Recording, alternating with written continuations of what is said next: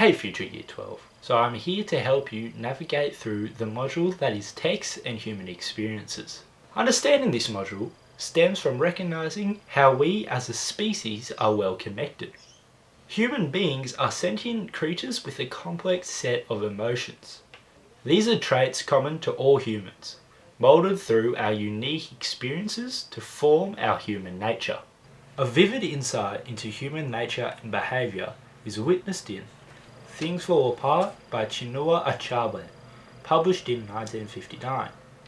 Set in 1890s Nigeria, it is a post-colonialist text portraying the nature and behaviour of a well-respected Igbo man, Okonkwo, and his village when faced with the increasing dominance of British colonists over their land.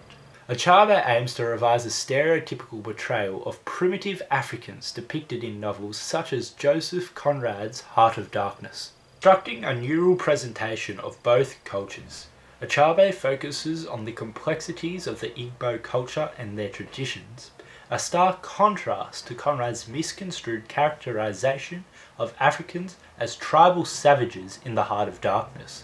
Now that we've picked a text, how do we effectively portray the insights it provides into human nature and behaviour? Essentially, we need to identify two main thesis points which are central to any text involving human nature and behaviour.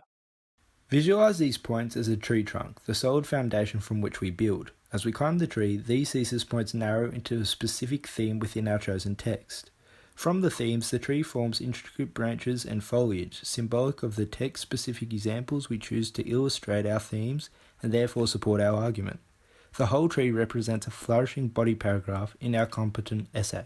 Achabe's text explores the inconsistency between the public persona versus the private self, and all humans desire power in various forms. But for now, let's try to conceptualize these thesis points with real-world examples. Take this former Band 6 English student. In the perception of the public, he is a university student enjoying life while completing a degree on the side.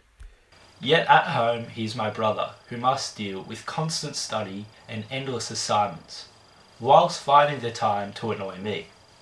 Therefore, this inconsistency is a contrast, whereby one's public persona is not all telling. Conceptually, humans' desire for power appears to be present in society at all different levels. For example, politicians caring only for their job as opposed to the people they are meant to represent. Thesis points are portrayed by key themes within the text to further your argument. Let's take the theme for change for example. Change is displayed throughout the novel, the text itself opening with the first 4 lines of Yeats's The Second Coming, foreshadowing the chaos caused by the collapse of the traditional Igbo culture. These points of change provide insight into the human nature of the protagonist Okonkwo and his village. So now let's add the final foliage to our tree with some textual examples that illustrate our theme. The personal tribulation Okonkwo faced when he killed Ekemefuna, who he loved and cared for, served as an impetus for personal change, leading to an inconsistency between his public persona and his private self. The fierce visual imagery of Dazed with Fear, Okonkwo drew his machete and cut him down. He was afraid of being thought weak, suggests Okonkwo's desire to uphold his well-respected reputation in the eyes of the tribe.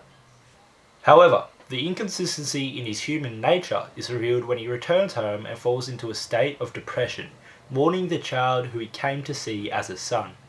This brutal contrast of behaviour highlights the intricacies of human nature within the text. An additional example of change can be seen in the colonisation of Okonkwo's village when he returns from exile. Okonkwo was deeply grieved. He mourned for the clan, for the warlike men who had become so unaccountably soft like women. Metaphorically, this shows Okonkwo's grief, yet highlights his now inability to gain power.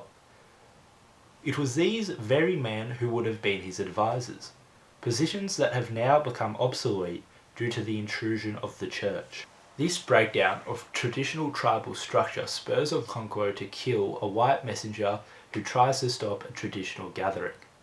His decision to commit suicide rather than to be sentenced by death by a white court signifies his final stand against a changing society which robbed his ability to attain power. An extremist view on the effect of change on this concept within human nature.